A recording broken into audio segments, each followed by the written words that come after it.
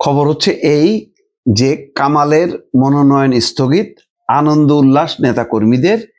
সেটি হচ্ছে মাদারীপুরের শিবচরে, মাদারীপুর ১ শিবচর আসনে মনোনয়ন প্রার্থী কামাল জামান মোল্লার নাম ঘোষণার পরপরই ক্ষোভ বিক্ষোভ ছড়ায় পড়ে এবং তারপরে তার বিগত সরকারের সঙ্গে সম্পৃক্ততা, জয় বাংলা স্লোগান, এই সমস্তগুলো তথ্যপত্র যখন তুলে ধরা হয় তখন এটি অনিবার্য কারণে স্থগিত রাখে। আর তার পরপরই রীতিমতো নেতাকর্মীরা উল্লাস করে সেই এলাকায়। দর্শক, এটি আমি মনে করি যে বিএনপির বাছাই প্রক্রিয়ার একটা দুর্বলতার একটা বড় ঘটনা ঘটে গেল। জানি না আরো তালিকার মধ্যে আরো পরিবর্তন হবে কিনা, অনেকে মনে করে অন্তত আরো ৮-১০টি হয়তো হতে পারে।